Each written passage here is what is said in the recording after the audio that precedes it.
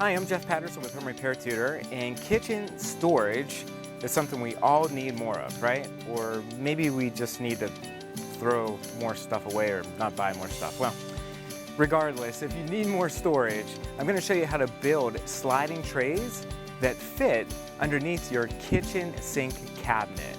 So these are really awesome for finding stuff that you need quickly and for optimizing the space that you already have. So let me show you how to do that. I think you're really going to enjoy this tutorial. Let's get to it. Okay, so here's my kitchen sink cabinet. Pretty typical, messy, unorganized, maybe it looks familiar. And we need to get 3 measurements. The first one is the width, and that's determined by the distance between any hinge and the center slat, if you have a center slat. Mine is 17.5 inches wide. The depth is determined by any shutoff valve or P-trap. So in this case, the shutoff valve. The height is determined by the height of your disposal and your P-traps. And again, the right-hand side, I had to determine the depth based on that shutoff valve. So you get your depth, width, and height measurements. That's what you need.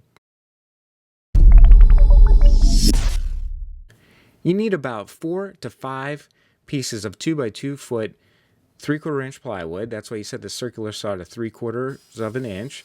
And you're going to rip cut the base using the measurements you just took. So in my case, that base is 17.5 inches wide by about 22 inches deep. And then you'll need to rip cut the sides. And that side height is determined by, again, this P-traps and disposal. I had a slight rain delay, so I had to put the canopy up.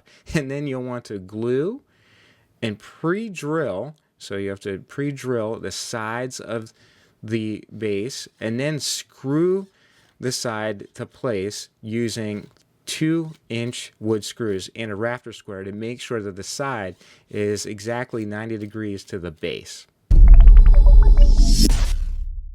Here's what the base looks like. It's U-shaped and the tray is going to slide in and out of it.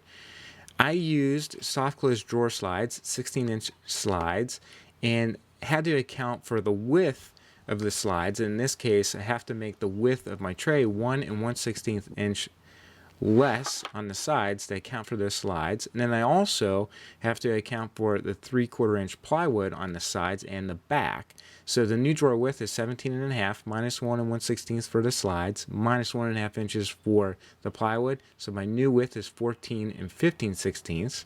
And then the new drawer depth to account for the 3/4 inch plywood is 16 inches.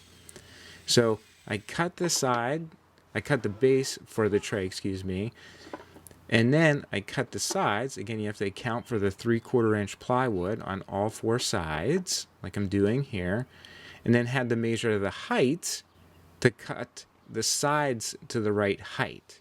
So there's the base, and I'm going to glue, pre-screw, and drill in using the wood screws, and again the rafter square to make sure that the sides are perfectly at a 90-degree angle. In the front, you don't have to do this, but I tacked them in place using a brad nailer just for a cleaner look. So here's what the tray looks like, and all I have to do next is, well, before I did this, I actually made a nice 1/8 of an inch rounded edge using a router. You don't have to do that. I did a round over bead using the router just to make it smooth. That's optional. But after that, I mounted the slides.